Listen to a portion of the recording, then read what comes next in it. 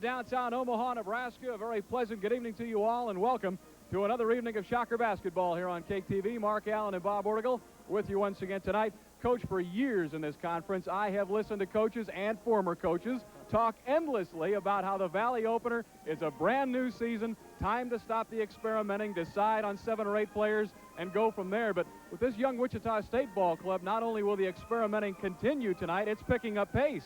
Well, there are exceptions, and Wichita State is one of them. We're going to see that here tonight.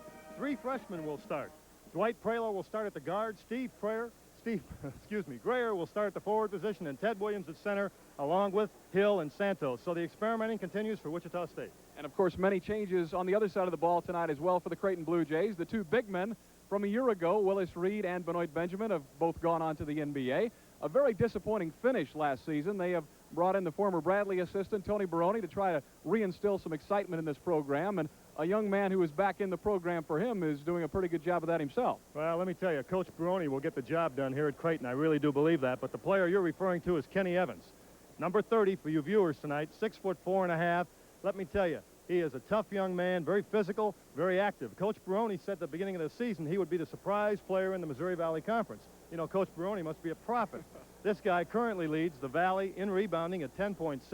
He's the second leading scorer at 20.3 and shooting very well from the field and the free throw line. And once again, only 6'4", so a real surprise that he is the leading rebounder in the Valley. We'll take a quick timeout. We're coming back to introduce Kenny Evans, the rest of the starters, including that new change to Wichita State lineup once again tonight. So that's coming right after this timeout.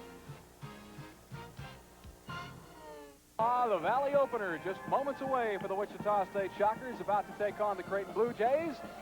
And we're ready now for the introduction of starting lineups, so we'll go across the way to public address announcer Jack Payne.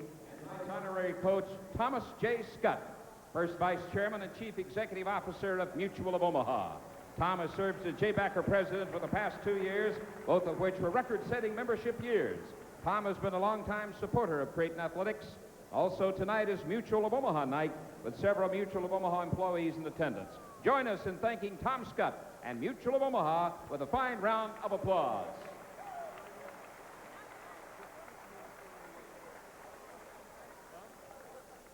Now, the opening game in the Missouri Valley Conference. Let's meet the players. The Wichita State Shockers and the Creighton Blue Jays. At forward for the Shockers, number 44, 6'7" junior from New York City, Gus Santos. At forward for Creighton, number 30, 6'4" senior from Milledgeville, Georgia, Kenny Evans. At forward for Wichita, number 20, 6'8" freshman from Macon, Georgia, Steve Grayer.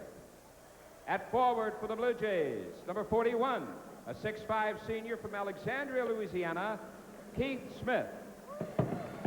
At center for Wichita State, a 6'10" freshman from Chester, Pennsylvania, number 54, Ted Williams. At center for the Blue Jays, number 25, 6'9" sophomore from Papillion, Ed Johansson. At guard for Wichita State, number 22, 6'5" freshman from Columbia, South Carolina, Dwight Pralo. At guard for Creighton, number 21, 6'4" junior from Dallas, Texas, Gary Swain. At guard for Wichita State, number 3, a 6'5" junior from Mount Vernon, New York, Lou Hill. And guard for Creighton, number 32, 6'3" senior from Tupelo, Mississippi, Reggie Morris.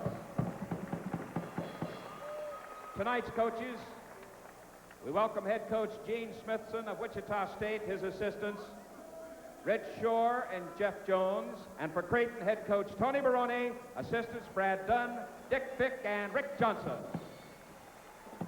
And thank you very much, Jack Payne, and we'll be back in 1 minute with the opening tip. Stay tuned.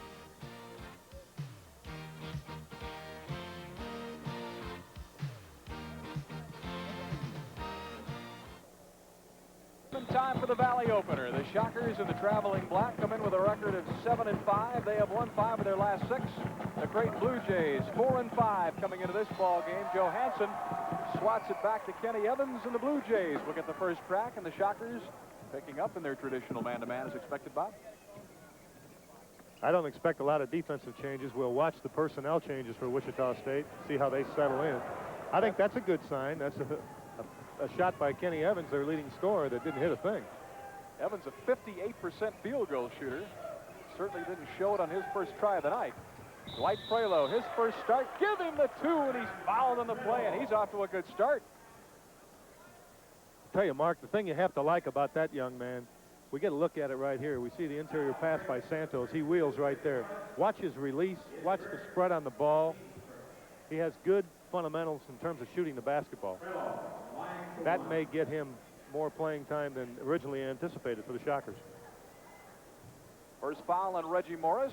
Look at his release right there. You see great extension, good balance when he shoots the ball.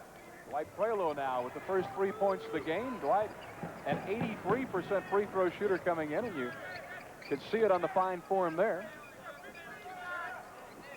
But now the Blue Jays will try to do something about it. Shockers lead it early 3-0. We mentioned Creighton coming in with a record of 4-5. They've been kind of a team of spurts.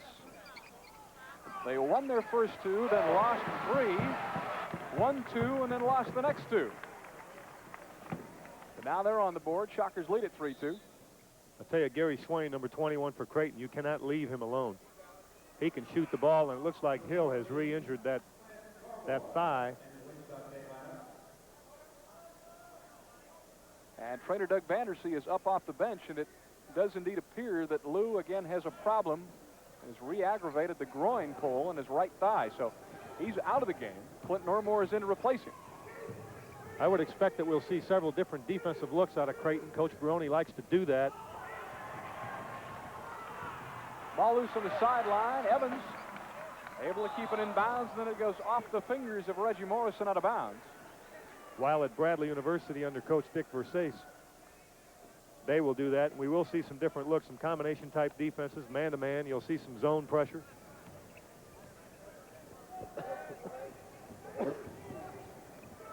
Just underway here. We played about a minute and a half of the first half. Gus Santos jumper right wing. He rattled it in. First 2 of the night for Gus. A good job of handling some half-court pressure by the Shockers. They passed the ball well, got a very fine uncontested shot against the pressure. Santos comes in as Wichita State's leading scorer, averaging just over 16 points a contest. The Shockers lead it here early 5-2. They dump it inside. Keith Smith, double team, put it up with the left hand, missed it. The tip's no good. Through the hands of Johansson and Dwight Prelo. As for the Shockers, ahead to Steve Greer. Dwight ran the baseline, popped out on the left wing, and then just barely nicked the rim. Gus the follow off to a good start. He's got 4. Santos shot that ball very well. Tony Baroni looking a bit concerned. A blocking foul, I believe, on Clint Normore.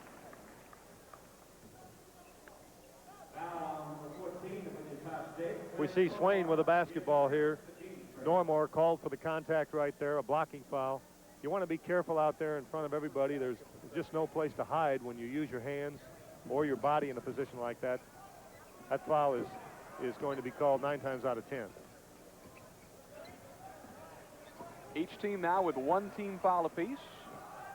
Here in the early moments of the first half. Reggie Morris outside, a very good player.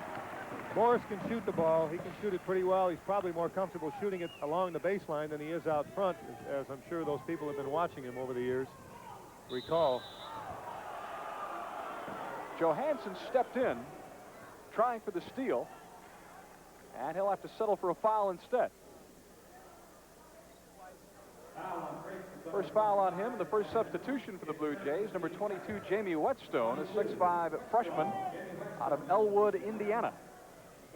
He started the last 4 games, Mark, but not here tonight. I think you'll see some zone defense right now out of Creighton against the out-of-bounds play, and there it is. They dump it inside to Ted Williams. Squared up, missed the shot. Dwight Prelo, good job on the boards, fading away. And that is off Greer and out of bounds. One of the reasons Dwight earned himself a starting spot here tonight, Bob, of course, was his fine performance against Abilene Christian when he had 10 points and 8 rebounds off the bench. I understand he played very well, and those statistics certainly indicate that he was doing something. Gary Swain hit Reggie Morris off the back of the iron, no good. Clint Normore the rebound. And he walked. Clint tried to hit Ted Williams. Ted wasn't looking, and all Clint could do was eat it. Shockers turn it over, but they lead 7-4. 16:42 remaining to play here in the first half, and a good sign as Lou Hill is back in the game. Kind of unusual. I thought he might have pulled it pretty good to go out like he did. To see him back this quick, and he seems to be moving. Clint Normore is out. Gus Santos, a tough defensive assignment tonight in Kenny Evans. At only 6'4", a very active, a very physical player. Swain penetrated. Oh, they've got him for the offensive foul. First foul on Gary Swain.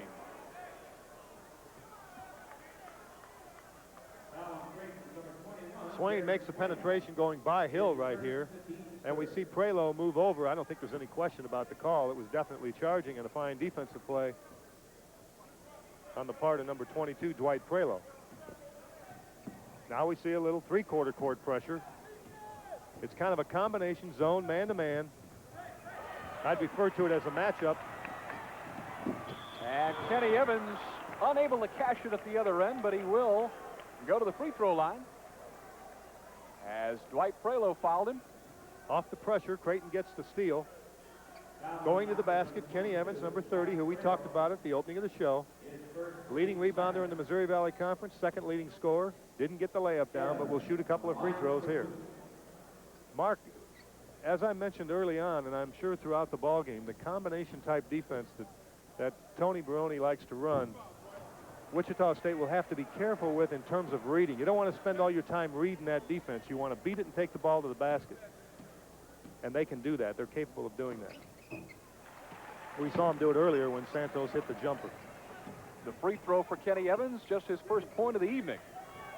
The average is better than 20 a game. Gus Santos had a bit of trouble in the corner. Got it out to Lou Hill. Great feed to Ted Williams. Yes, it was. And that's the way you win at the offensive end of the floor. I mean, that's just good penetration, a good pass, good court awareness, and good hands on the part of Williams. Excellent basketball. Well, that was a tough feed in closed quarters. Lou Hill just able to zip the pass in there. That is off Prelo. And a good defensive job there, maintaining position between your man and the basketball. It's pretty tough for your man to get the ball if you stay between the ball and him. Quick reminder, as always, we'll be naming our Pizza Hut player of the game following tonight's action. Kenny Evans off to a bit of a slow start for the number 2 scorer in the Valley. Gus Santos takes it up over Evans. Gus Santos, Bob, 6 points. That size advantage helped right there. Evans in position defensively, but just couldn't control the size. The Creighton Blue Jays, as a matter of fact, this season are the shortest team as far as average height in the Missouri Valley Conference. The average height is only 6'3". As Reggie Morris missed outside, and Ted Williams an easy rebound. Shockers push it the other way. Dwight Prelo, great feed to Greer. That's a good timeout on Creighton's part, certainly, and Wichita State's got some momentum. Tony Barone's got to put his finger in the dike right now. The Shockers lead it early, 13-5. 14:56 remaining to play first half. Back in a minute. 1 minute before the end of the first half. Please turn to page 26. Call your attention to the lucky number on the... You talked about the combination defenses that the Creighton Blue Jays are employing so far, but the best way to beat it is get the ball down the floor before they get a chance to play defense. And there's a good example of what happened a few minutes ago. Williams with an excellent defensive rebound, a good outlet pass, ending up in a two-hand stuff by Greer at the other end of the floor. And as a result, as you saw, the Shockers lead it by 8. 14:56 remaining to play here in the first half. The Shockers come out of the timeout with some backcourt pressure of their own. They counter the pressure with pressure. That's a good move by Coach Smithson. Definitely called in the timeout. Kenny Evans took it strong inside and missed a great percentage shot, and he's off to a tough start.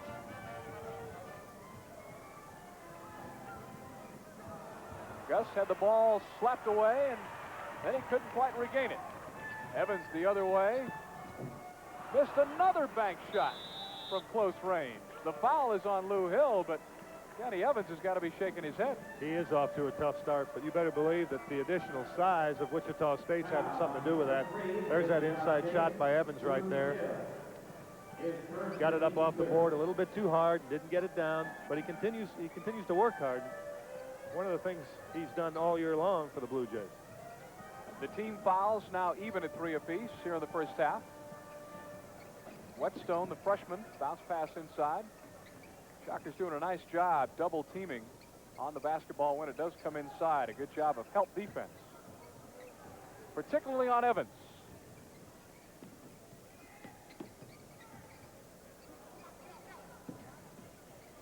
Here's the freshman. He walks before he put the ball on the floor. You saw a real good example there of some immaturity on Whetstone's part. Just a freshman, number 22. He had a good jumper at the corner of the free throw line and the lane line about 16 feet away, and he wanted to take the ball to the defense and try to shoot it over pressure. You don't do that. You shoot the shot where it's a good shot. Don't take the ball to the defense. Take the ball to the basket. There is a big difference. Greer open momentarily on the right wing. Now double teamed, and he's got to get rid of it. Now Lou Hill double team. Shockers need to move the ball a little more quickly. There they find Santos, and Gus shooting the ball very well from the outside now with 8 points. If you can get the ball out of a trap, as Wichita State did there twice, you're going to find an open man if you can swing it. They did do it. They want to do it quicker than that, but they did get it done. Kenny Evans, his tough shooting luck continues. Ball loose on the floor. And it'll be 3rd down and 1 to go from the looks of it. 4 or 5 bodies down in the lane. You've been watching too much NFL all day, Mark. A couple of good games today. Thought the Cleveland Browns were going to do it, but not quite. Shocker ball on the alternate possession. And number 41, Keith Smith back in the game for the Jays. Wichita State playing pretty well. They really are. That's White good. Prelo. Good job there. Reggie Morris kicked it out to Kenny Evans. Now Swain across the timeline. Shockers lead at 15-5. 12:50 remaining to play here in the first half. The Valley opener. Swain fading away. 4 points for the junior out of Dallas. After every score, we get that 3/4 court zone pressure. They look for the trap. There it is. Lou Hill, top of the key. And Smith the rebound, and now the crowd trying to get something going here in Omaha. Coach Baroni called the play, a set pattern down the floor. Let's see what it looks like. That's a foul on Ted Williams. A little too far away from the basket for a play like that. Rick Shore, the assistant for Wichita State, and Gene Smithson was up very quickly looking at the young freshman Ted Williams, saying, why? Why would you look for a steal, try to make that steal that far away from the basket? And that's correct. That's not a foul you want your 6'10 center to get. First foul on Teddy. Shockers now with 14 fouls in the half. Gary Swain, that is in his range, although he missed there. Johansson. First 2 of the night for the sophomore out of nearby Papillion, Nebraska. Now the Blue Jays back within 6 with 11:49 to go in the first half. And Kenny Evans snuck around and knocked it away from Lou Hill, and Reggie Morris returned the favor. Hill quickly ahead to Gus Santos. One dribble, blocked by Johansson. Gus stayed with it, missed the follow, ball on the floor. Ted Williams out to Hill. The Shocks will set it up.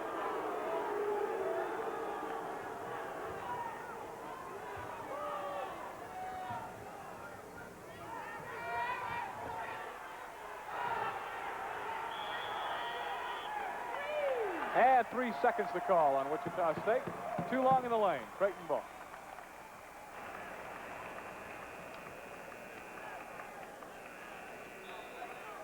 And we get Clint Normore back in the ball game for the Wichita State Shockers. Saw him briefly earlier in the first half. Dwight Prelo out of the game.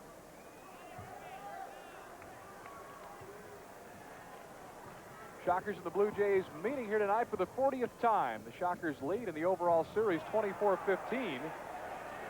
Gary Swain short of the jumper. And the Shockers allow it out of bounds. It'll be their ball. The interesting thing, though, Bob, about the series, Wichita State has not won in this building since the 82-83 season.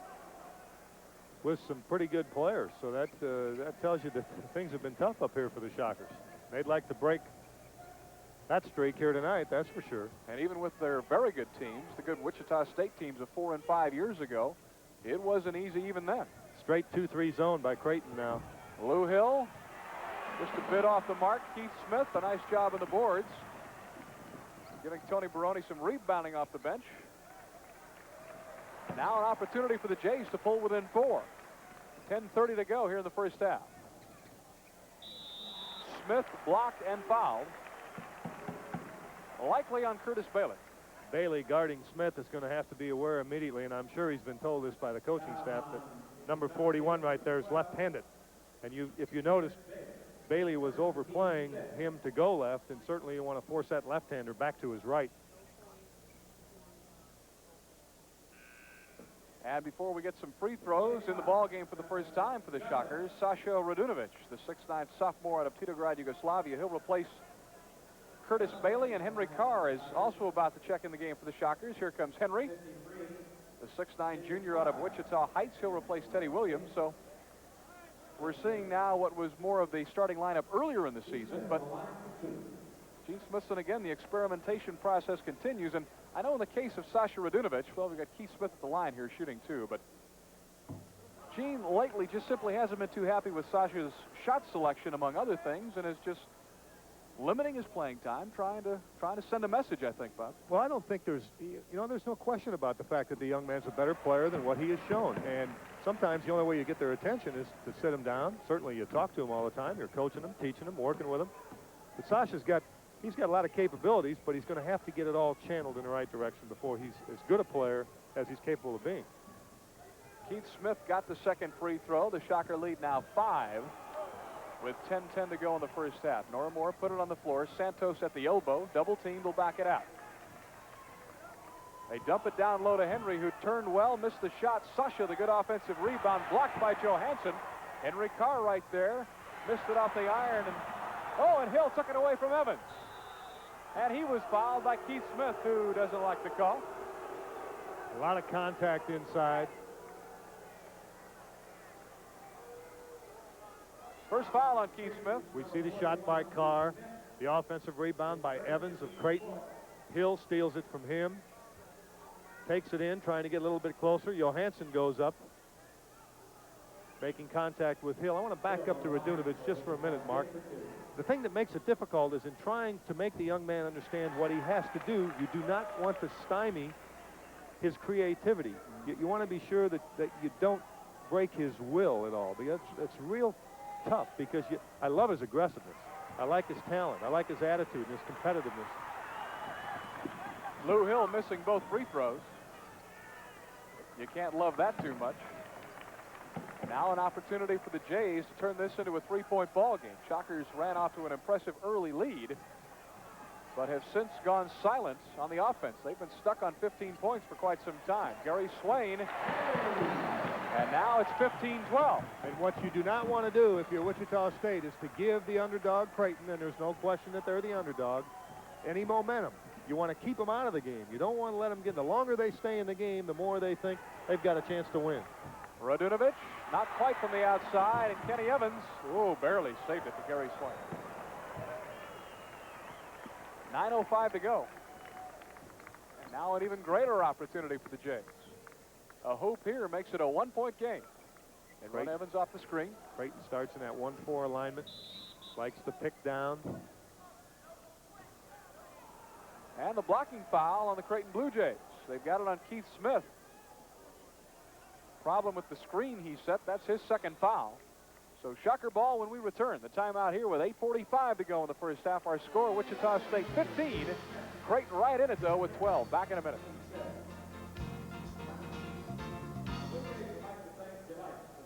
By 3 with 8:54 remaining to play here in the first half. A relatively low-scoring first half of basketball so far, and shooting percentage a big part of the reason. Wichita State at 36.8, Mark. Creighton at 35.7. Neither team shooting the ball from the field very well. Defense certainly has something to do with that.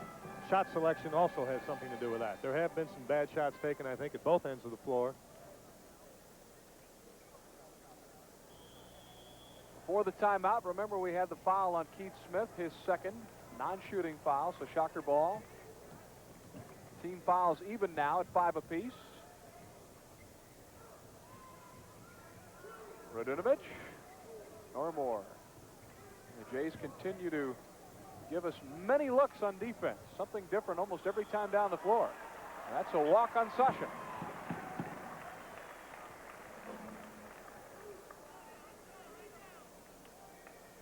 Gene Smithson quickly to the bench. We'll get Steve Grayer back into the ball game. As you see, Tony Baroni, the first-year head coach here at Creighton. Boy, he paid his dues at Bradley. Good to see him get this opportunity. I'm happy for him. Yeah, I am too. You know, in 1982, the Houston Chronicle named Tony Baroni one of the top 5 basketball assistants at the Division I level in the country, and that was quite a tribute to him, and he certainly deserves the opportunity to be a head coach. And Creighton's hired a good man. He'll do a good job and make the league even tougher and more interesting. And the first time Creighton plays Bradley ought to be mighty interesting, too.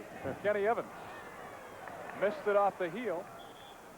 Evans followed up and walked before he got the follow-up shot away. The Shocker ball. I didn't see the walk, Mark. I thought he did charge, though. We might mention again that we, working here with 2 officials, while the majority of the country is working with 3, the Missouri Valley Conference elected to go to 2 officials. Second foul on Gary Swain, right there, number 21. Working the ball game tonight, Ron Spittler out of Hutchinson, Kansas, and Bill Pee Wee Summers out of Kansas City, Missouri. One of the better officiating teams in the Missouri Valley. That one tipped by Evans out of bounds. Shockers will keep it with 8:02 to go here in the first half. It's been a long time since Wichita State scored a point. Now, we mentioned a few minutes ago they were still stuck on 15, and they're still stuck on 15.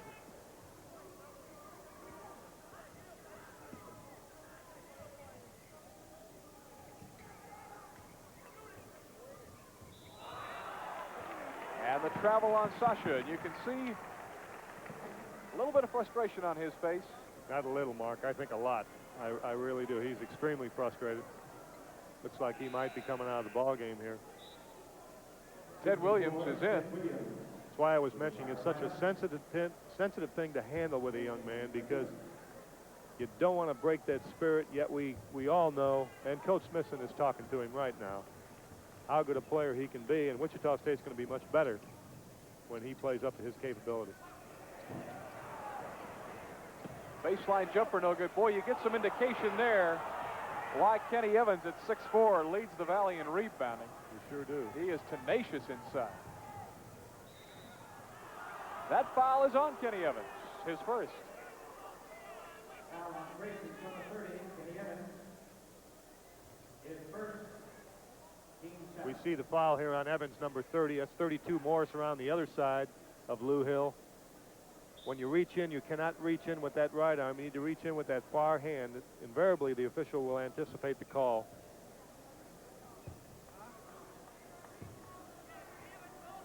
Shockers will now huddle it up before Lou Hill shoots some free throws, maybe discussing their offense, I would guess. Normally they set the defense, but right now they've got to get something going offensively. Lou Hill. Mark, the game's flat. It really is. And the Shockers are still stuck on 15 points. There's no spark. The degree of intensity is not good. It was there early. But once the Shockers took a somewhat comfortable 8, 9, 10-point lead, they really went flat. Kenny Evans, ball fake, took it inside, missed again. Lou Hill the rebound, a break opportunity, 2-on-2. Now the Jays hustle back.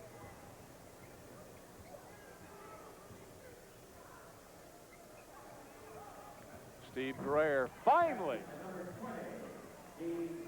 4 points for Grayer, and the Shockers, believe it or not, no longer have 15 points. 6:40 remaining to play here in the half. Keith Smith, nice move, just didn't make the shot. Shocker ball. Kenny Evans, 0 of 8, Bob, from the field. Second leading scorer in the Missouri Valley Conference at 20.3. He has taken 8 shots here, as Mark mentioned, has not made one. And as we mentioned, he is a 58% field goal shooter coming in. And his team's only down 5. Gus Santos. Santos used his body very well right there. He pinned the defensive man. The pass was away from the defensive man. That makes it very easy. Gus has 10 of the 19 Shocker points. Reggie Morris has also been very quiet here in the first half. He has only 2 points. There, he'll try it outside. Well, I got to keep my voice down. I think he heard you, Mark. He's got 4 now. Creighton's last ball game, Evans and Morris were just unbelievable in the ball game against Notre Dame. I'll tell you about that in a second. That is off Ted Williams' hands and out of bounds. Creighton continues to hang in there. Curtis Bailey back in the game for the Shockers. There are times when Wichita State handles that pressure real well, and then there are times when they do not handle it well. It's resulted in turnovers or poor shot selection. They have not been consistent in attacking it so far. Earlier this week, Creighton lost at nationally ranked Notre Dame 80-54. But Kenny Evans and Reggie Morris combined for 46 of Creighton's 54 points in that game. You'd never know it from looking at him tonight, though, as we get a foul down low. We see excellent movement here by Kenny Evans away from the ball. Number 30, you see him flash into the lane area right there. It's a good interior feed. We had a foul before he left the floor to shoot the basket. So it'll be Creighton's ball out of bounds underneath their own basket. Second foul on Ted Williams. Team foul number 6 for the Shockers. Creighton with 7. Curtis Bailey, nice defense now as he gets the challenge of keeping Kenny Evans shackled. Swain, top of the key. Faded away and came up short. And a foul clearing out inside. Ed Johansson, his second foul. He really did clear some people out of there, too. Coach Baroni said in the newspaper today that here in Omaha that young man, number 25, Ed Johansson, had to produce for them in the pivot if they were going to be able to do anything at all this year. He's also made the statement that we will get somebody along the line this year. We will upset a few teams just because we'll play hard and be competitive. At the line for the first time tonight, Teddy Williams, one of the bonus. As we mentioned, the Shockers now in the bonus situation and front end of a 1-and-1. That's a big miss with 4:50 to go. An incredibly low scoring first half.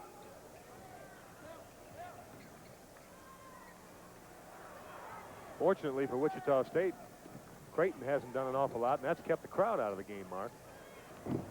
Reggie Morris. Good job on the boards by Wichita.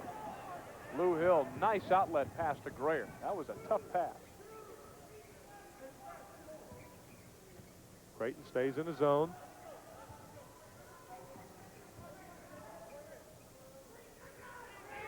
Lou Hill, 17-footer, 18 maybe.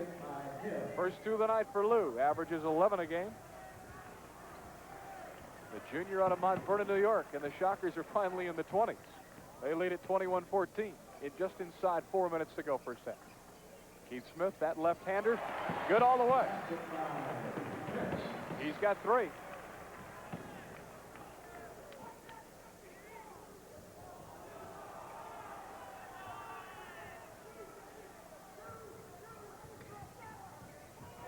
Teddy Williams blocked on the shot by Johansson.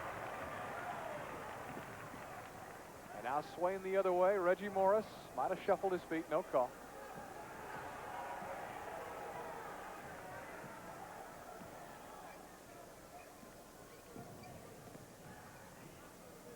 See the perimeter players looking inside, but the Shockers' size advantage, not too much inside, so Reggie Morris will settle for outside. 6 points for the senior out of Tupelo, Mississippi. Now the crowd's come to life a little bit. That's about the biggest response we've had out of this crowd here. That foul is on Reggie Morris.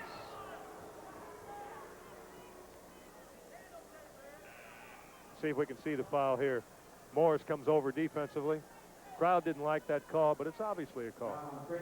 A hand check is an illegal maneuver by a defensive player. You can't put your hands on the player, and that's exactly what Morris did do. Second foul on Reggie Morris. Got to make the free throws now.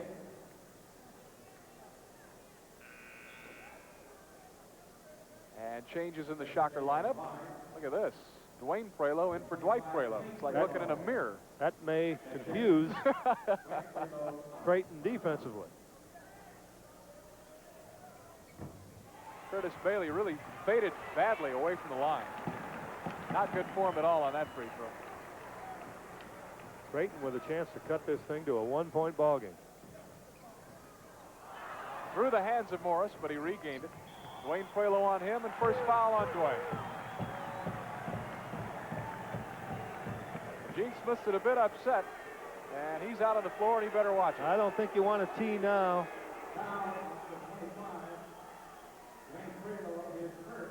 What we get is a timeout. So a chance for Gene Smithson to make his point and maybe cool down. You saw a little bit of experience out of Pee Wee Summers at that point with that timeout. 2:41 to go. Shockers lead it by 3. Back in a minute.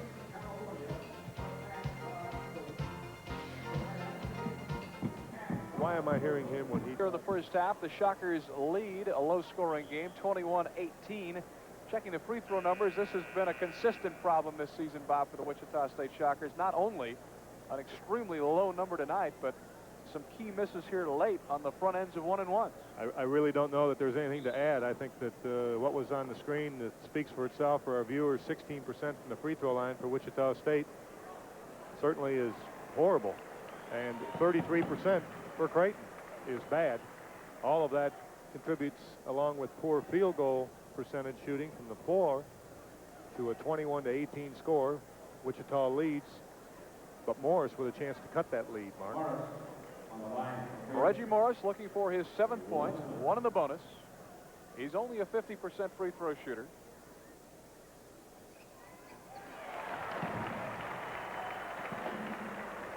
Back at guard this season for the Creighton Blue Jays. To his relief, he played a lot of forward last year, which is really out of position for him at only 6'3". Was Creighton's top returning scorer coming into this season. Of course, Kenny Evans played only 4 games last year before being dismissed from the squad by Willis Reed. But he's back with flying colors. Now the Shockers in danger of losing the lead they have enjoyed throughout the first half, but have squandered. And they may yet do it. Gary Swain, the steal. And he'll take it inside. Count the basket. And a foul on the play, and with 2:17 remaining to play in the first half, the Creighton Blue Jays lead this basketball game for the first time. Now that certainly is the biggest play of the first half, and certainly has brought the crowd to a point where they have not been the first 18 minutes of this first half. They are into the game right now. It's a good defensive job being done by Creighton at the other end of the floor. Second foul on Curtis Bailey. Gary Swain now the 3-point opportunity.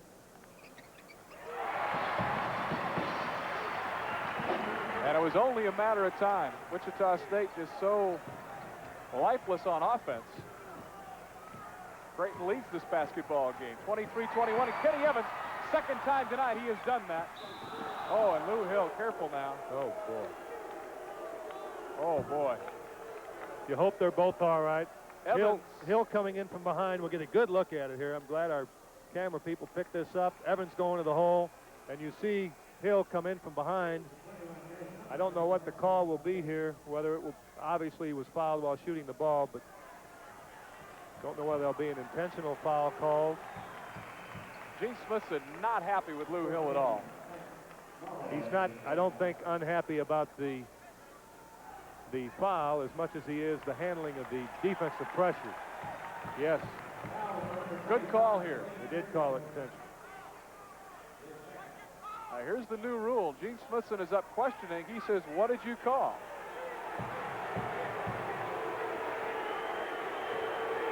Intentional foul. That means they get the ball too, Mark. It's a new rule this year. At the line, Kenny Evans. That's only his second point. You really got to be careful now. Now Gene Smithson really bucking for a technical. He better watch it. Now in Gene's defense, I did not pick up the intentional foul call immediately. It came later. No, I thought Lou Hill was going for the basketball. He was trying to get. But again, that's a rule change. On an intentional foul on the shooter, if the shot is missed, you get 2 free throws and the ball out of bounds. And that's a big play in this game. That gives them a chance to go up 6 with 2 minutes still to play. The complexion of the game has really changed on a couple of defensive steals by Creighton. Still some question here. Ron Spittler heading over for the scorer's table to sort this out. Pee Wee Summers talking it over with Gene Smithson. Gus Santos also in on this. The foul for Wichita State is on number 3, Lou Hill. That's who we had. Must have been some question about that. Number 3, Lou Hill. Mark, we were right. Scorer's table was wrong. There's a switch. All right. Second foul on Lou. The quick inbound, they look for Evans. Fading away, short all the way. Johansson lost it to Ted Williams. Now the Shockers need to get something going here with 1:55 to go. They're down 4. They need to pick it up right now. Mentally, physically, hustle, effort, every aspect of the game. The Blue Jays are back in it. Gary Cundiff in the ball game. Little instant offense for the junior out of Pratt. That'll help. Gary with his first field goal of the season the other night against Abilene Christian, but looked very good on that shot.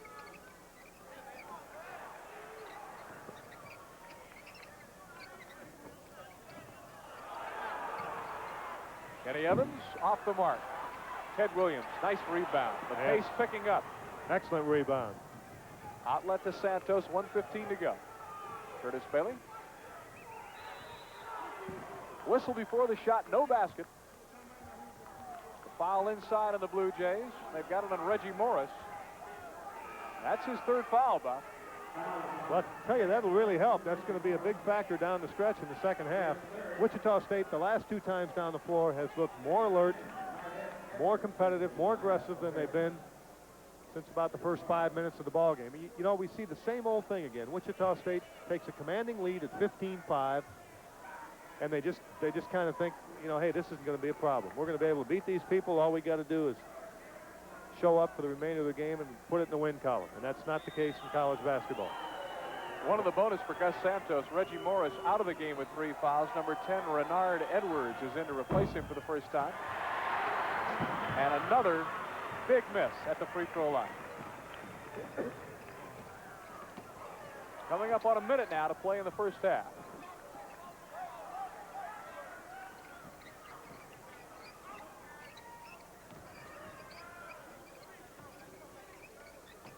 Gary Swain, Cundiff on him, a couple of similar looking players. Kenny Evans in and out. Teddy Williams the rebound. Now the Shockers with 42 seconds to go in the half. A chance to tie it up. They trail here 25-23. This would really help the Shockers if they could go to the locker room with a little momentum here. Curtis Bailey just short, but he was able to save it just before it went out of bounds. 25 seconds to go. Kenny Evans in the first half, 0 for 11 from the field, but he does have 9 rebounds.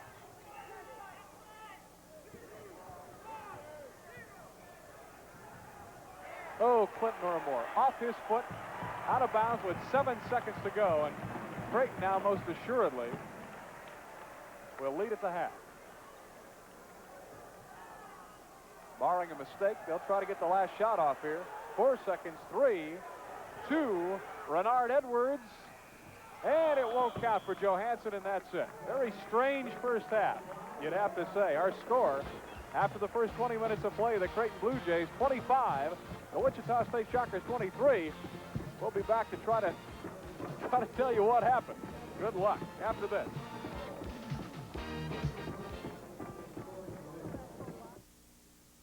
To finance a project of this size, the choice is obvious. Kansas State Bank.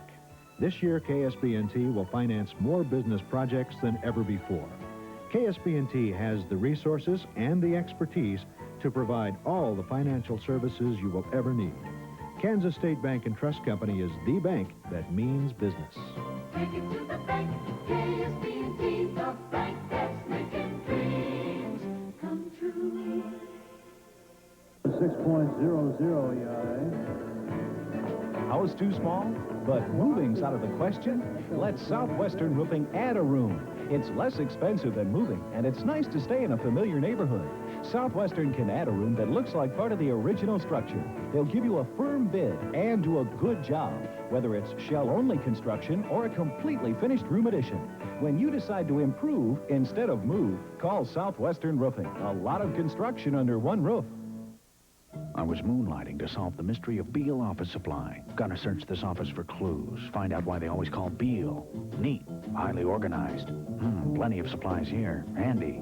A shopping list. So they order The by... halftime score, the Creighton Blue Jays lead the Wichita State Shockers 25-23. Bob, I'll guarantee you they'll never hang this one in the Louvre.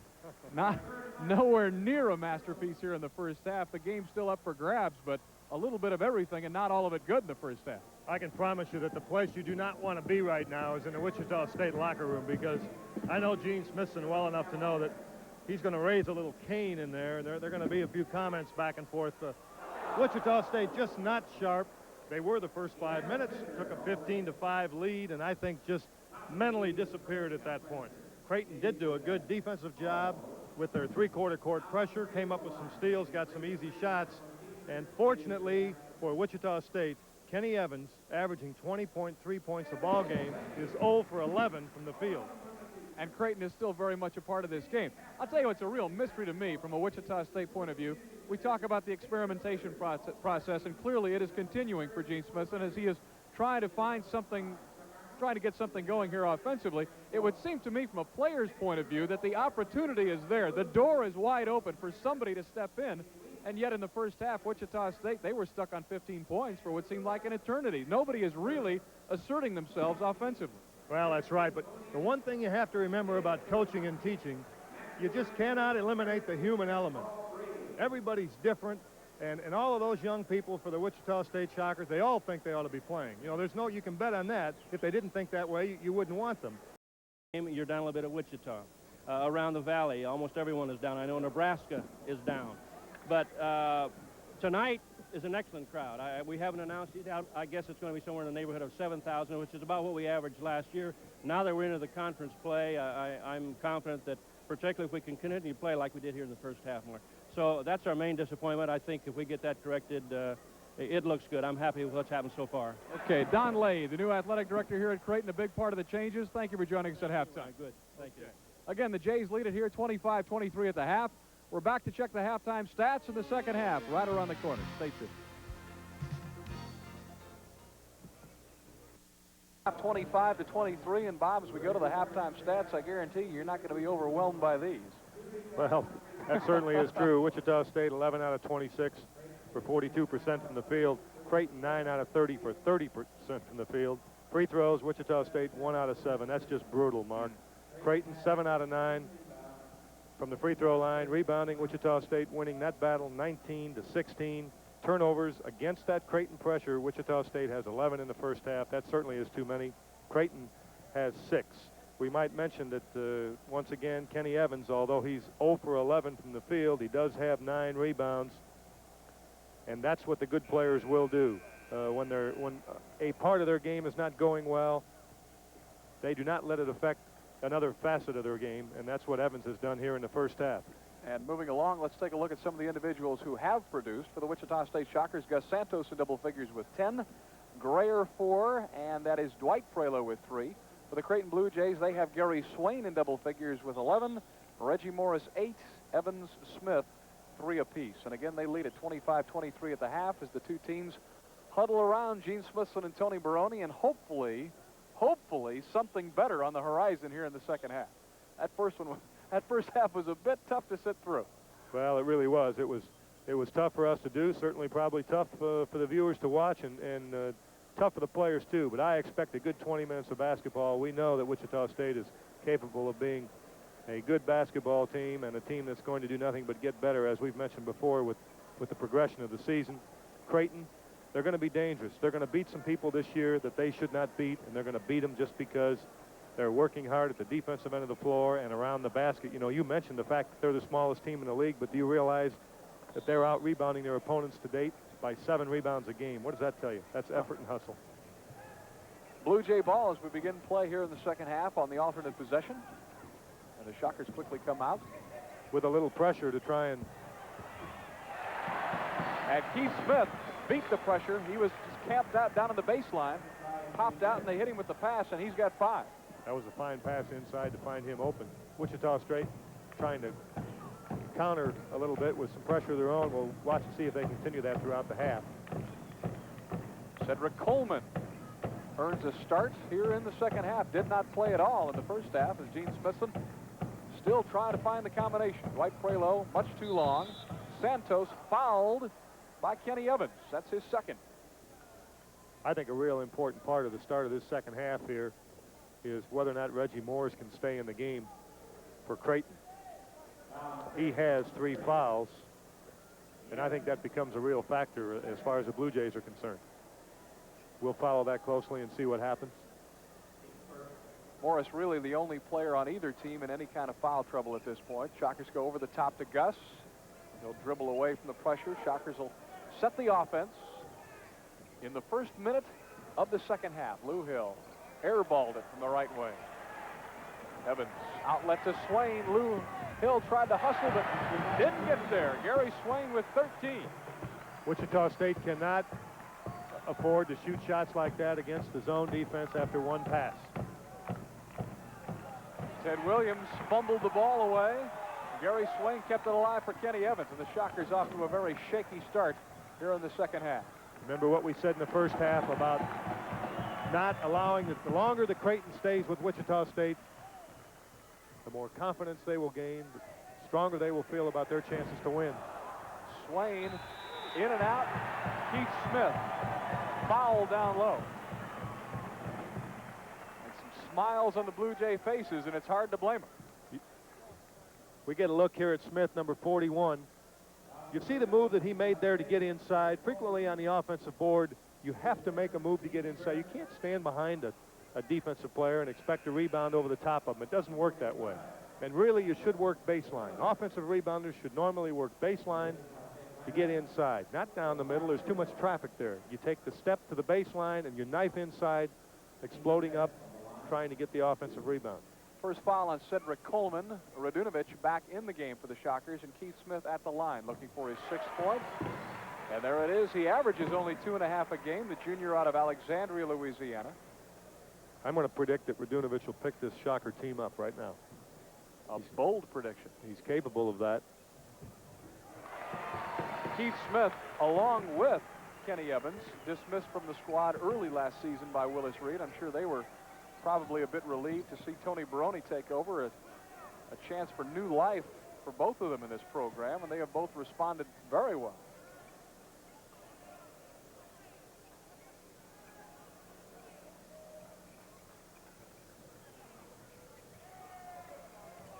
Shockers doing a better job here running the offense, trying to work the ball, give the defense a chance to break down. Coleman got inside for a good shot, just didn't execute. Inside 18 minutes to play now. Creighton leads 31-23. The Shockers have yet to score here in the second half, and the foul away from the ball on Creighton's Ed Johansson. That's his 3rd foul, and the 2nd time in the game, Bob. They've caught him jousting for position. Well, what's happening there is Creighton hits the wing with the basketball and runs a shuffle cut off of the high post. And Johansson's trying to pick the defensive man, guarding the man that's making that cut, and he's moving to do it. You can't do that. You cannot set the moving block. Creighton reacting pretty well to the ball on defense. Radunovich double teamed. Nice anticipation, Reggie Morris. He'll go and get it. Boy, look out now. That's a 10-point lead and does so much mentally. Gene Smithson calls the timeout. He wished he didn't have to, but the Jays are on a roll. 17-15 remaining to play in the game. The Shockers with the same 23 points they had at halftime. Creighton now with 30. Nice defense there. We saw the anticipation on the part of Reggie Morris, number 32 for Creighton. Takes the ball the length of the floor and gets the stuff, bringing the crowd up off their seats. Turnovers, Wichita State now at 13, while Creighton has 6. The Shockers should be, at this point, in a state of shock.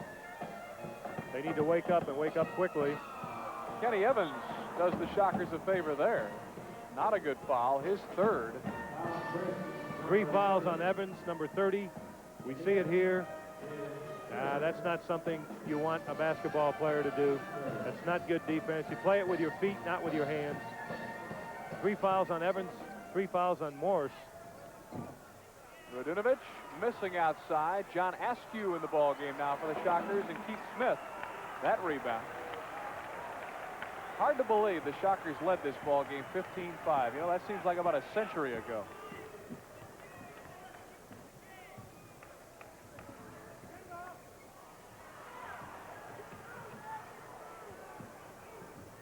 John Askew trying to pick the Shockers up with some defensive intensity on Johansson.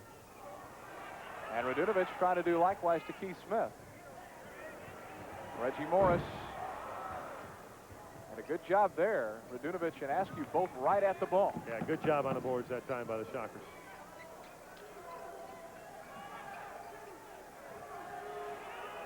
Need a basket here badly. Obviously haven't scored in the second half. And we have played nearly 4 minutes of the second stanza. Oh, Radunovic fading away. What'd I tell you, see? First 2 of the night for Sasha, and a tough shot. That might really help him and in turn help the whole basketball team. And Lou Hill went right for the basketball. Wichita State's ball in the alternating process.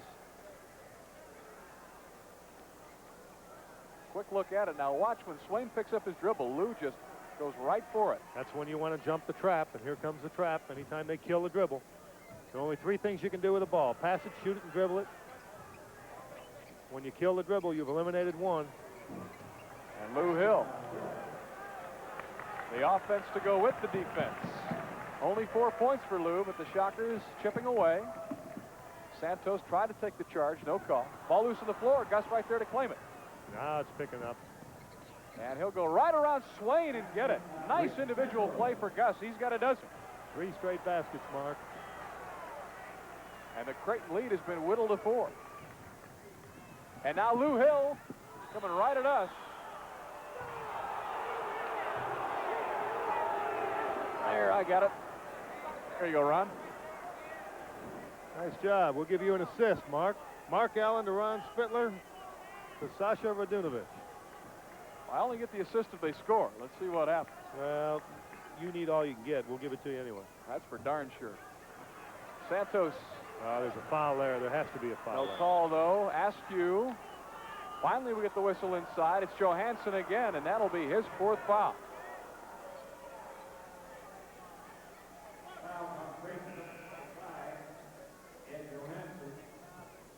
Gene Smithson now in his 8th year, really working the bench tonight. Renard Edwards back in the game. We saw him briefly in the first half, number 10. Creighton will have to adjust there. Smith out. A forward, Edwards in. That will move Morris down to the forward position with Swain and Edwards at the guards for Creighton. Askew fouled in the act of shooting. Will get a pair. He's 2 of 2 this season from the line. Now 3 of 3. First point of the night for the junior out of Detroit, Michigan. That really helps, Mark. That's 7 straight points for the Shockers while holding Creighton scoreless. They've cut that 10-point lead to 3. Need to get it to 2 right now. Johns, you see, still wearing the brace on that left knee, but physically in much better shape at this point in the season. Hit both free throws for a welcome change from a team point of view. And now the Shockers, if they can D it up, they'll have a chance to tie next time down. Swain out of control, let it go out of bounds. Ooh, Creighton will keep it. The pressure is affecting Creighton a little bit. But Wichita State just plain and simply doing a better job with it. They're into the game a little bit more. The effort's better.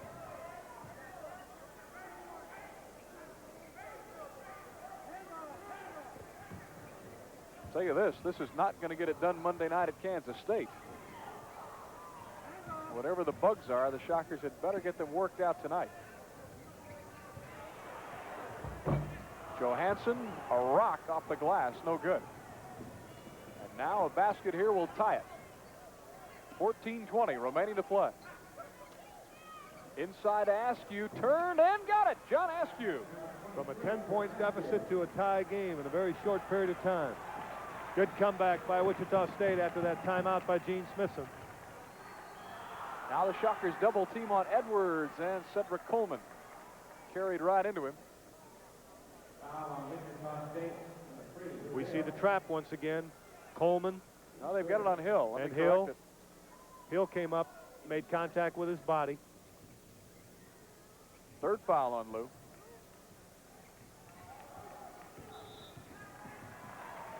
There's the foul on Cedric Coleman. So just as I erased it off my sheet, I have to put it back in there. His second foul.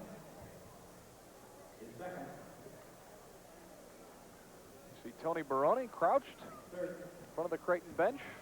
That's his favorite position on game night. Yep. He spent 7 years there along the sidelines in Peoria for the Bradley Braves. Played his college ball at Duke. I guess he was a pretty fair player. Kenny Evans, finally. Look out if he gets going. 5 points for Evans.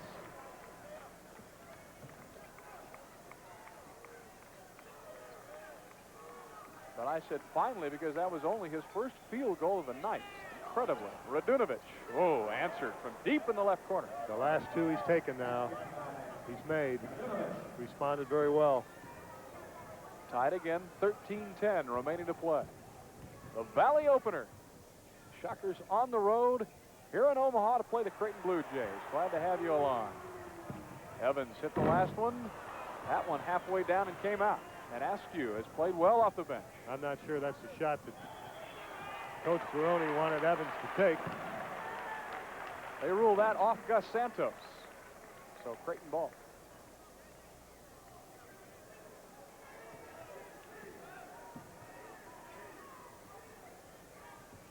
You know, we mentioned Benoit Benjamin now in the NBA. The Blue Jays also lost an excellent player in Vernon Moore last year. Boy, something like 64% from the field. He was drafted in the 3rd round. You got that right. I'll tell you, he's just an excellent guard. He did as much for this Blue Jay program in the last 4 years as anybody. Gary Swain. Creighton trying to get it done from the outside. Haven't been able to the last couple of trips. 12:20 to go. Still tied at 35.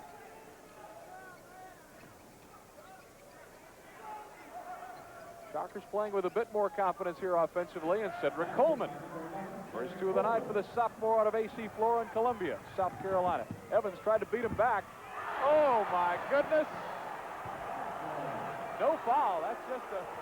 That's just your average everyday layup, I guess, huh? No call. We get a look at it again. Kenny Evans goes to the basket. Santos there. Coleman there, high up off the board.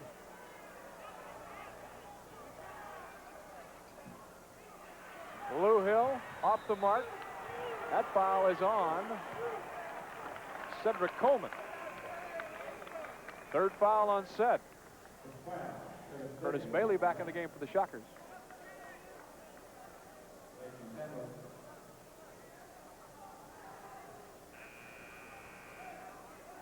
And now we get Dwight Prelo, a starter tonight. Now back in the game, replacing Cedric Coleman. Gene Smithson really pacing the sidelines tonight. This has been a tough evening for him. He had hoped his ball club was a little further along. Great back screen. With the left hand by Swain. He's got 15. Nice play.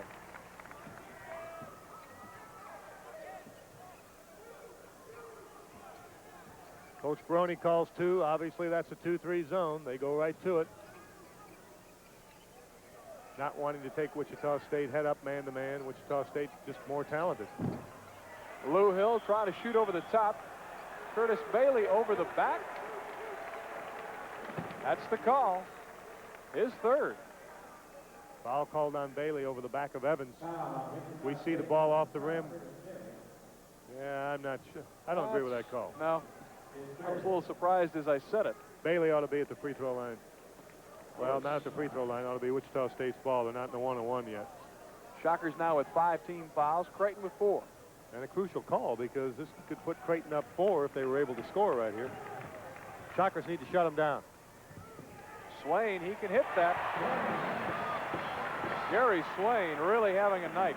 He averages 14 a game. He has 17 here tonight with still 10:40 to play. The junior out of Dallas, 3-time All-Stater in the state of Texas, former Dallas High School Player of the Year. As a freshman, got his first start ever against the Shockers. Radunovic, count the 2. Oh, that's a big hoop. You bet it is. He really started this whole comeback with that turnaround jumper.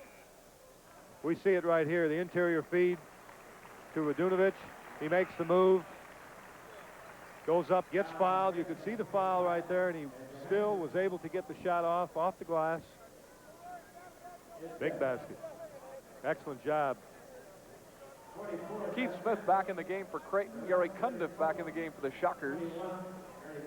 That last foul was number 5 on Ed Johansson. He has fouled out of the game, Bob, with 10:25 to go, and it's 6'8". Creighton's tallest player is through for the night. Radunovic unable to get the three-point play. Well, certainly Wichita State wants to take it inside now because there's no size there for Creighton whatsoever. Gary Swain tonight from the floor, 8 of 12. Kenny Evans still popping, still missing. Oh, nice job on the offensive glass. Yes, it was. He is so active. Swain a miss. Keith Smith, lots of contact, gave it up. Evans inside, blocked on the shot. No foul. The crowd on that end, a little bit upset, I guess you could say. Coach Baroni reacted to the call, but immediately realized I do not want to get a technical foul at this point. We have a 2-point lead. We also Creighton. have a timeout. Take a look as we go out. Creighton battling hard inside. Smith had it 41. Evans picked it up, took it inside. This home crowd, as one might expect, wanted a foul called, but it was not. It was called a good block. It'll be Wichita State. And it may get interesting here before this one's over yet. Creighton leads it by 2. Back in a minute. To the Omaha Civic Auditorium. Mark Allen and Bob Ortigal back with you. 9:51 remaining to play in this one. The Jays continue to lead the Shockers, 41-39. And a quick reminder, we'll be naming our Pizza Hut Player of the Game following tonight's action. And we mentioned a moment ago that the Shockers will play Monday night at Kansas State. Again, some advance warning for you so you don't get caught off guard. That game will not be televised. As you look at the shooting numbers in this one, after months of negotiation, we were recently informed by Kansas State that they would not allow television. Their home game, their decision. They're not going to let us do it. So we're sorry about that.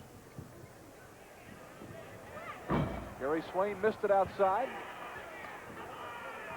Gus Santos, the defensive board. Seeing Gary Cundiff out here, he got a start as a freshman in this building and played very well, subbing for an injured Aubrey Sherrod. Kind of brought that memory back. Gus Santos. Playing Cundiff at the point guard. Obviously, at this point, Mark, it probably needs to be mentioned that I think the Shockers miss Mike Arline right now. I think he would be seeing some play. Ball on the floor. Cundiff will go and get it. Gary Cundiff now 4 points. And the Shockers have surged back into a 2-point lead with 8:55 to go. Really hustling on defense.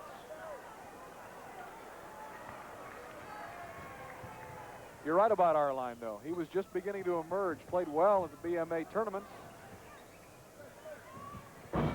Reggie Morris, Creighton continuing with that size disadvantage. Oh, great outlet pass to Radunovic. And Rick Berry style, he laid it in. That's 8 points, I believe, in the second half for him off the bench. And I guess Tony Baroni's not the only prophet in the building tonight, huh, Coach?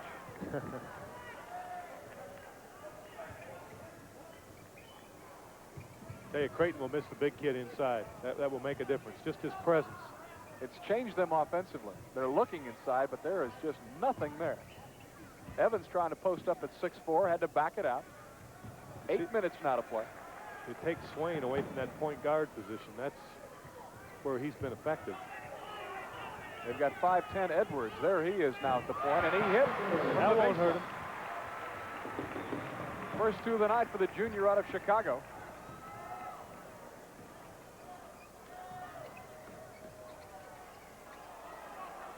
Shockers still lead it, 45-43. Gus, off the heel, Keith Smith fouled by Cedric Coleman, and that's his fourth.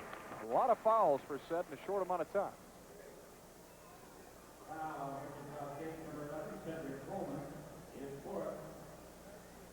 Of course, every possession is going to be big, but certainly at this point, Wichita State needs to shut them down, get the basketball back. You can bet that if the 45-second clock was not in the game today, that with the lead Creighton had, the Shockers would have been chasing the Blue Jays all over this place to get the ball back. You saw Lou Hill back in the ball game for the Shockers. John Askew played well in the second half. Kenny Evans. 9 points for the senior out of Milledgeville, Georgia. We're going to have a heck of a game down the stretch. Might not have been a very good first half, but it's going to be interesting down the stretch. Oh, great move by Askew. Not much on the shot. Creighton ball. Well, Bob, it's a 7-minute game. 7:02 to go. We're tied at 45, and here we go. Wichita State continues to pressure. Good job by Creighton. That's what you want to do, Mark. You do not want to take the ball to the defense. If you're against pressure, go on by him and take it to the hole. Creighton did that. Swain off the glass and in. Swain now with 19 points. He's been a real thorn in the side. Askew the tip. Big John. Have a second half. He's got 6. I tell you what, it was a good effort. He made an effort. He went to the glass. When you don't know what else to do, go to the basket. Good things happen to you when you go to the basket. That's what the big guy did. Starting to show some mobility, too. Not favoring that knee quite so much. Reggie Morris, good ball fake to try to get away from Radunovich. Swain, a miss for a change. Santos, the defensive rebound. Now the Shockers a chance to take a lead. 6:05 to go.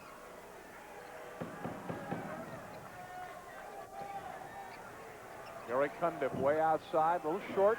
And again, the tip for John Askew. You see where they missed Johansson. That's where Creighton misses him, but you got to credit Askew. He's going. No one's blocking him out, and he's going to the offensive board. John Askew, 8 points. Down at the other end, Keith Smith now with 9. That's a little more fun now, Mark. 5:30 to go. Had a hunch it might get interesting. Blue Hill, 17-footer. Oh, Shockers will keep it. Might have caught a break there. And now Ted Williams in to replace John Askew, and Gene Smithson, a nice pat on the rear end to John, and he deserved it. Boy, he played well. He had 2 big offensive rebounds for baskets. Now let's see if Teddy Williams can step in. A real opportunity here for the Shocker big man, and Gary Cundiff, he and Gus just missed connection.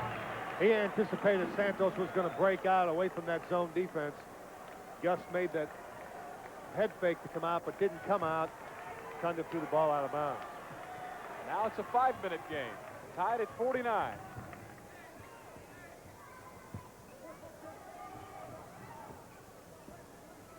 Reggie Morris had a chance, not quite. Off Williams. Creighton ball.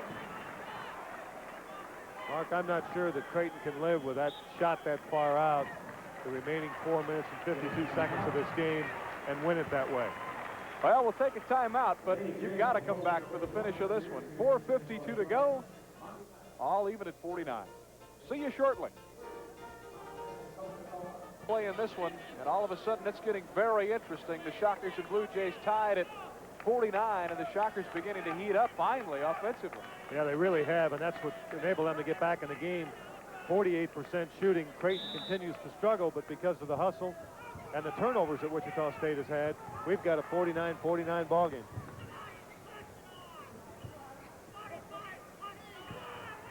John Askew back in the game for the Shockers. After a quick breather, Gene Smithson felt they had to get him back in. That foul on Gary Cundiff. First foul on Gary. Good look at Pee Wee Summers, the official who made the call. Not a lot of contact there, but what will happen, folks, is down the stretch when the ball game is close, the officials will really take control of the thing. Sometimes it bothers you because the consistency from beginning to end is not there, but they're more into the game right now, too, because it's become more of a game than it's been to this point. Well, Gary Swain has been the story tonight for the Blue Jays. And even 20 points now for him. He's not the guy you want at the free throw line either. He's a 72% free throw shooter and having a good night. Started all 32 games last year for the Jays as a sophomore on a pretty good basketball team. So this is a competent basketball player, as you've seen tonight. Gary Swain now 21 points. Creighton has to stay under pressure to try and keep the ball out away from the basket, especially playing without a big man. Shocks need a hoop to tie it. Oh, they've got Askew all alone down low. Missed the right-hander. Kenny Evans, boy, at 6'4", what an effective rebound. He certainly was in the right place at the right time. 4:15 to go. Swain. A little short. Blue Hill will push it ahead. Radunovic. Shockers will set the offense. Cundiff kicks it around to Gus. 4 minutes to go, exactly. Santos just has not had enough shots this second half.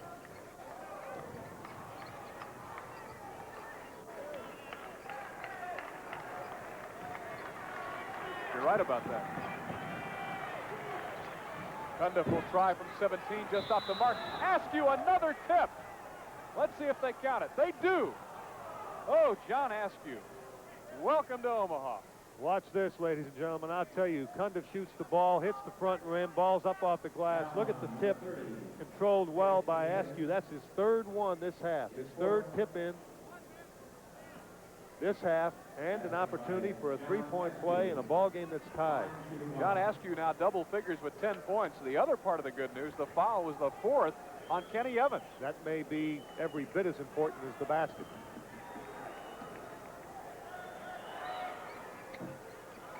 John Askew, my goodness. You've been wondering where's he been. Well, he's here now.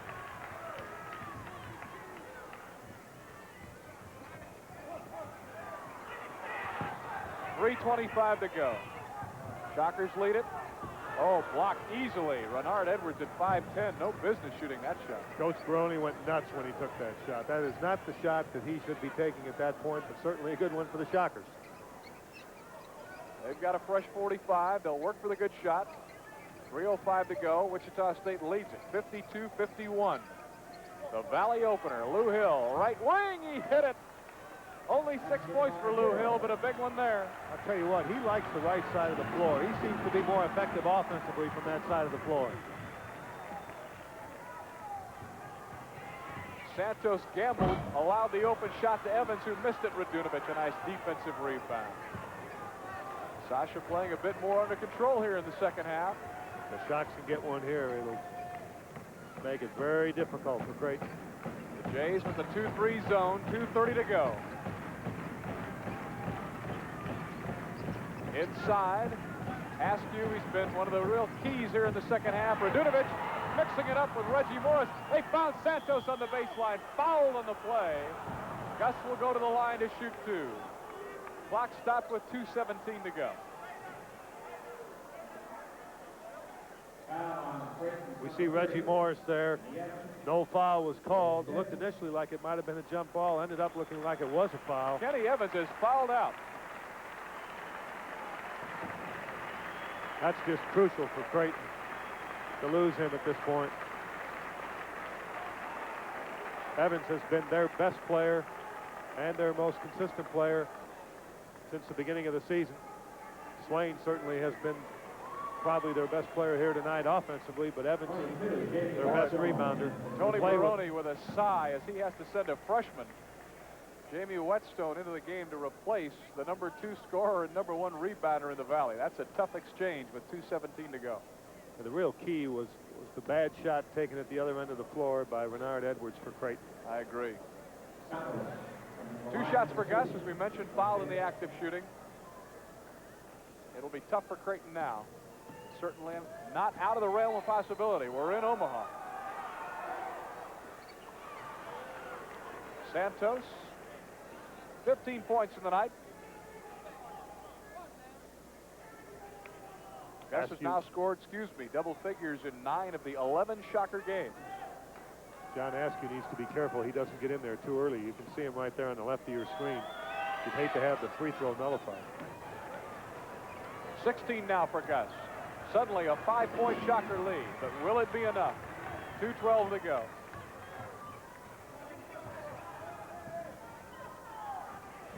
Reggie Morris, a logical choice with Kenny Evans out of the game. Good call by Creighton in terms of getting the timeout to stop the clock. It also enables them to set up in their full court pressure. Bob will keep it right here.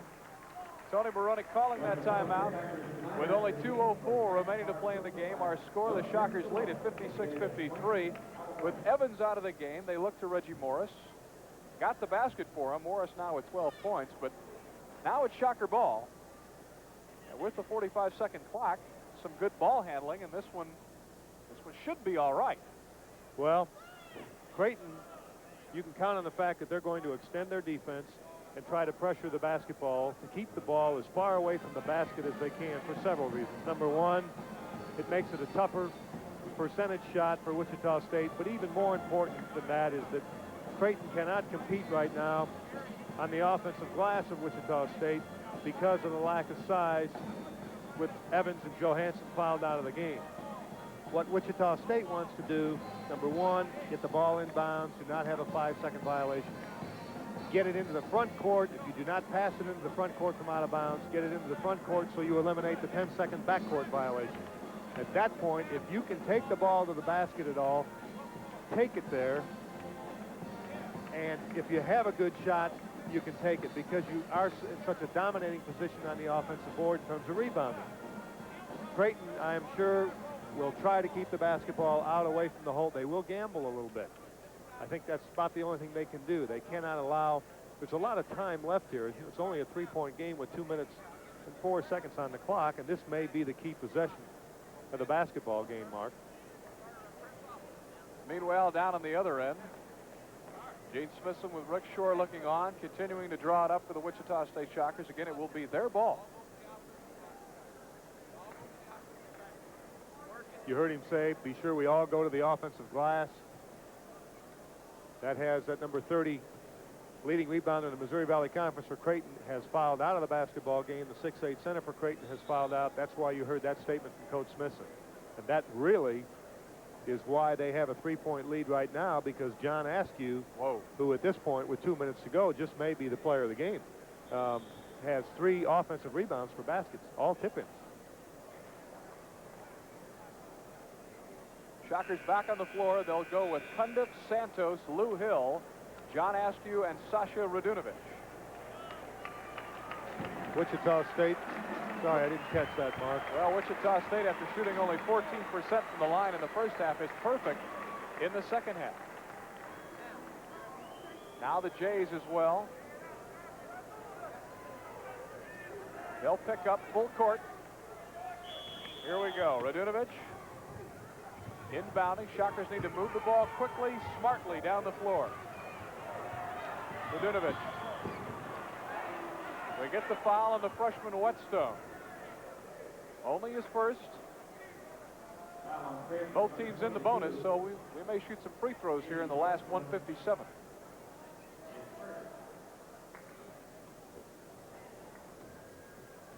Radunovic, a 68% free throw shooter, so not a bad man to have at the line. The Shockers lead at 56-53. He's had 4 big baskets here in the second half. And that one's even bigger. This would be the odd point and mean a great deal to this Shocker comeback. Sasha with only 18 minutes against Abilene Christian, and he had to come off the bench again here tonight, but he has responded with 10 points, giving the Shockers more what they've been looking for from him offensively. 1:50 to go. Now, Creighton can't dally here too much. Shockers have spread it out a bit defensively. Reggie Morris, that's not going to get it done. That was a 25-foot shot. As I mentioned earlier, you can't win from out there. You can hurt your opponent out there, but you don't beat your opponent out there. Askew nearly lost it. Reggie Morris now double teaming. He reached in. That's his 4th foul. Tony Barone in danger of really starting to run out of veterans here.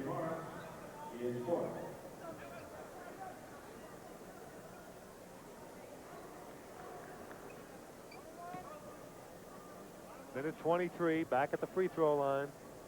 And that's where so many games are won or lost, and that's just an area where Wichita State just has to get better, but they have made some big free throws here in the second half. Askew has done that. Radunovic has done that. Now Gus needs to follow suit and does so.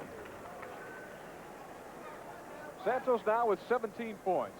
The junior out of New York, New York. They must not foul now, Mark. If Gus can get this one down, they keep a little pressure on, but do not foul. 6-point lead. 1:17 to go. Kind of nice defense on Swain. Oh, and Radunovic took a shot. Also committed the foul.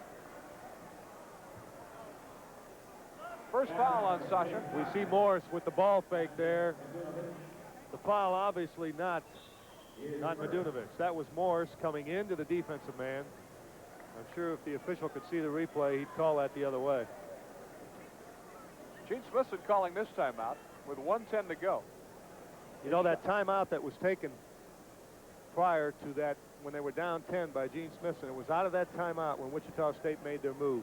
Radunovic hit that turnaround jumper and really kind of gave them a little bit of a spark. They had 3 straight baskets, outscored Creighton 6-zip and cut it to 4, and from that point forward played much better basketball than they had played.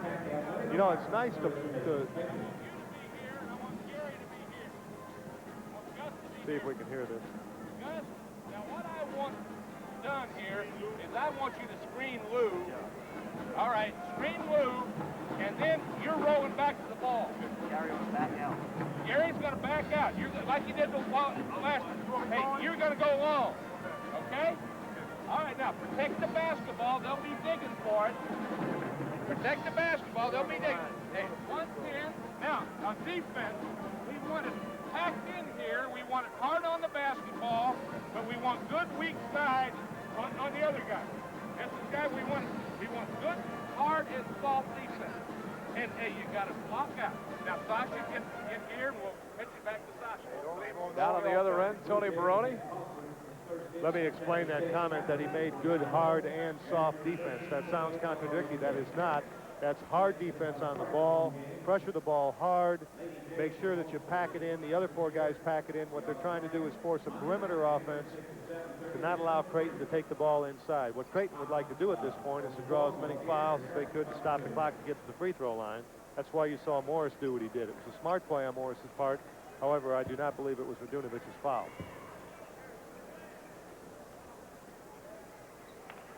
But what it accomplishes, of course, is it gets Reggie Morris to the line with the clock stop. And they're going to give him 2 shots.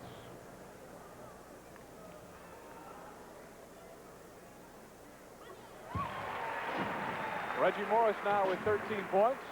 Not over, Mark. Not at all.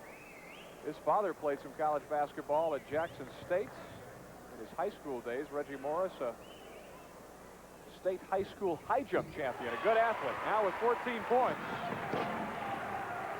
And a minute 10 is a lot of time, and the 5-second call. The Shockers could not get the ball inbounds. Creighton ball with 1:09 to go. No time off the clock. Creighton gets the ball back with a chance to cut it to 2. If Creighton scores, you can expect a timeout immediately. Well, let's see. I'd look for Morris or Swain. There's Morris. Oh, brother. And there's the timeout. 9 seconds off the clock. That's all. A 2-point game. Good call by Creighton in terms of getting the timeout. And they did get a good shot, Mark. Reggie Morris now with 16 points. The timeout coming with 1 minute even remaining to play in this one. It'll be Shocker ball, but my, how things have changed. Well, certainly Creighton has done an outstanding job with 2 of their starters on the bench in foul trouble, but I want to back up to that call enabling Morris to shoot the free throws, because You got to go up and get this screen. I do not believe the foul was there. Shockers this time trying to get the ball in bounds. That's what this is all about.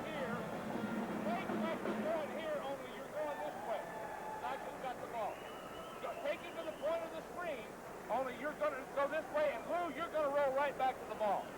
All right, hey, you're going to work your man this way. And John, you're working your man this way. All right?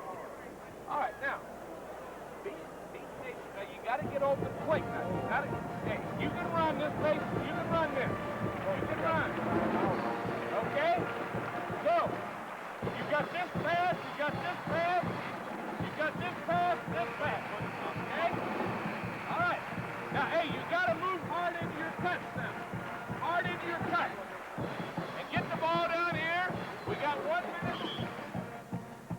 The one thing that you really want to be careful of in this situation from Wichita State's standpoint is you heard Coach Smithson tell Radunovic that he could run the baseline because Creighton had scored. He can move on the baseline with a basketball, but the 4 inbound players for Wichita State must be careful, because I would be telling my players, if I were Creighton right now, to try and draw the charge. With the ball out of bounds, try and draw the charge against Wichita while they're trying to get open, because you see they will not guard the ball out of bounds, so Creighton has the extra defensive man inbound. This time the Shockers get the ball in bounds. That's a plus. That is very important right there. Santos trying to walk the sideline, drew the foul. Tony Barone screaming that Gus had stepped out of bounds. That's not the call. We get the foul on Swain. That's his 3rd foul. The ball inbounds to Santos, and he takes it on the dribble against Swain. Coach Barone thought he stepped out of bounds. Really kind of hard to see that far away. It did look like it was close. However, a foul called when Santos got into the front court.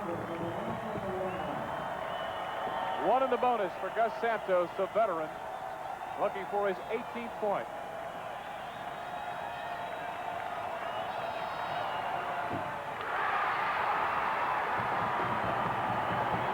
New life for the Creighton Blue Jays. 48 seconds to go.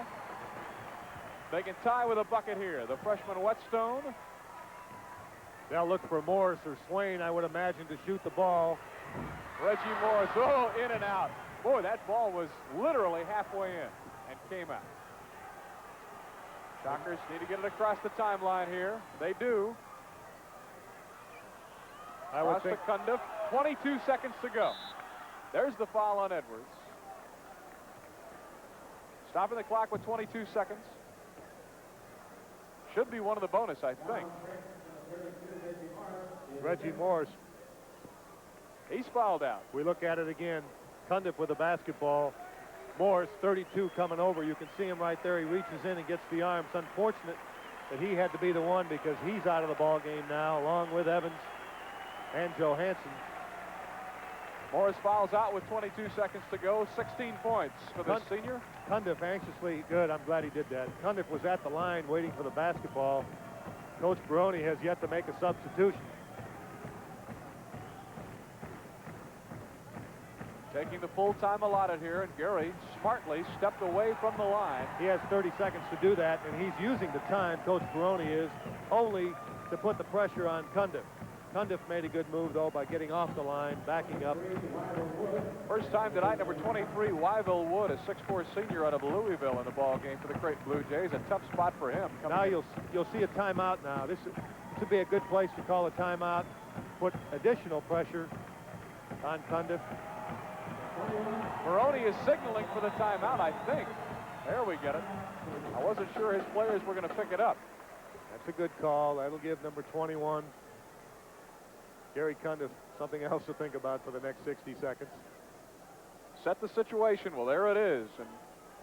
And the lights high overhead here at the Omaha Civic Auditorium. 22 seconds. That's the time remaining in regulation. The Shockers lead it 59-57. And now young Gary Cundiff is the man in the spotlight, coming off the medical redshirt year, and early in the season with the Shockers playing several other people at guard. Gary, the playing time was tough to come by for him, but he began to emerge in the Abilene Christian game, has played pretty well here tonight, and all of a sudden the game somewhat on his shoulders here as he will step to the line. Gives it up, don't let him have it back. Don't foul him, don't foul him. If he gives it up, half court. But if he gives it up, don't let him have it back. Okay? All right, now. Be smart now. No fouls, no fouls. Be smart. Let's get all over the backboard down here. Here we go. Obviously, Mark, the guy that Creighton would want to shoot the basketball when they do get it would be Swain. You heard Coach Smithson talking about the fact that if he gives it up, don't let him get the ball back. At that point, you want to play denial defense on number 21, Gary Swain, for Creighton, because he is the guy that they probably would want to shoot the basketball. He's their leading scorer here tonight. He's been playing very well. However, it really won't mean a lot if Gary Cundiff can get these 2 free throws down. It'll help tremendously. It does not assure victory by any stretch of the imagination, but it does mean a 4-point lead instead of a 2. Gary Cundiff, a veteran, at the line for the first time this season. Ron Spittler asking the drummer over here to keep quiet. Here we go. 1 in the bonus. Cundiff 4 points so far tonight. Santos had it for a moment. Ball on the floor. Look at the scramble, and the freshman Whetstone comes out of there with it. Askew knocked it out of bounds. Creighton ball with 15 seconds to go. Shockers lead it 59-57. That's the game clock in the upper left corner. And keep your eye on Gary Swain. Cundiff is on him. He's weak side. No, it's going to be Keith Smith, the left-hander, no good. Radunovic knocked it out of bounds. Oh, they're going to give it to Wichita State. Sasha took a swing at it, but somebody from Creighton, I guess, got a hand on it. Maybe we can take another look at that. Wow, but it's Shocker ball with 4 seconds to go, and here we come. We see this shot here by Creighton, down by 2. The freshman in the corner, back out to Edwards, who finds Smith right there. He's hit that shot a couple times here tonight. That's not a bad shot. But that one is long. Sasha's up. Well, they rule it, I guess, came off of Whetstone's left arm, Yeah, although it was Radunovic who took the swing. Ooh, a break for the Shockers. It looked to me like the impetus for the ball came from Radunovic, but it might have gone off Radunovic's hand, then off of Whetstone's hand and out of bounds. Anyway, it's Wichita State's ball with 4 seconds on the clock. Number 1 at the top of the list. You have to be talking about it in the huddle right now, as you must get the ball in bounds. No time runs off the clock as long as the ball's out of bounds. Creighton will be in a strong denial defense, and I'll mention it again. Dean Smith at North Carolina coaches this as well as anybody in the nation today. Try to draw the charge for Creighton. Try to draw the charge with the ball out of bounds. Now, you cannot run with the ball out of bounds where they have it on the sideline. You can only run on the baseline after a score by your opponent. So Creighton just may be looking to draw the charge now. If they are not looking to do that, they certainly are looking to shut down the inbounds pass to get the 5-second violation, as they did a couple minutes ago. There's Baroni setting his defense. Shockers inbound to Cundiff. Creighton unable to foul, and that's going to be it. the Shockers hang on and win the Valley opener on the road tonight here in Omaha. The final score, Wichita State 59, Creighton 57. The Shockers have now won 6 of their last 7. They are 8-3 on the year. Creighton falls to 4-6. We'll take a timeout. We're back to name our Pizza Hut player of the game and wrap this one up. So stay with us, please.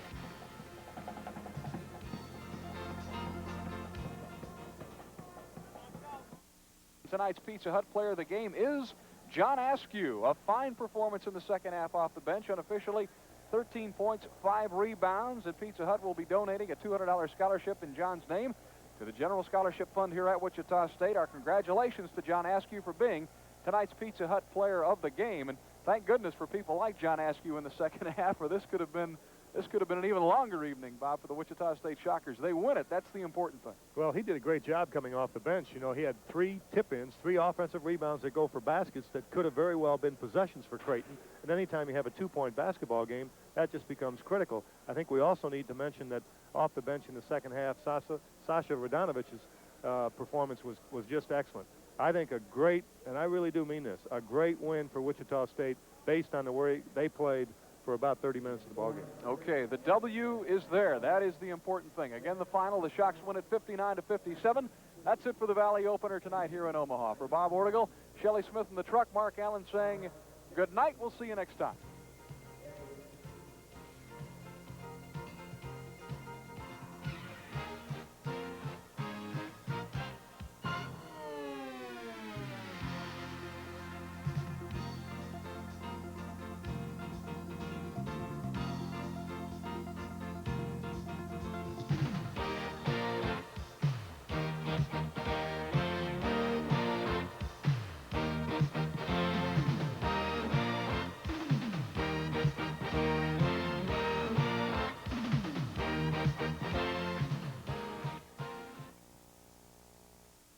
Travel accommodations provided by Creighton Travel, the largest travel agency in central Kansas with 4 locations in Wichita. Creighton Travel gets you there so you can get...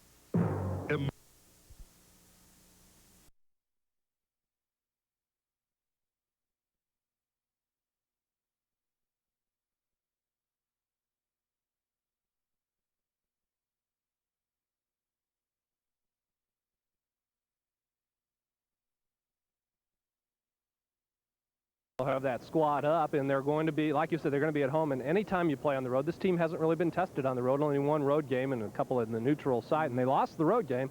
So it's a big test for the Shockers on Saturday night. The next action for you here on the Shocker Sports Channel, January the 9th, which I guess is 1 week from tonight, as a matter of fact, when the Bradley Braves, the preseason pick in the Missouri Valley Conference, come into Levitt Arena. I know you'll want to be here for that one. Until then, for Tom Heaps, Shelley Smith in the truck, Bill Manus, another good job on the stats, Mark Allen saying good night from Levitt Arena, where the Wichita State Shockers win it big tonight over Abilene Christian by a final of 78-50. We'll see you next time.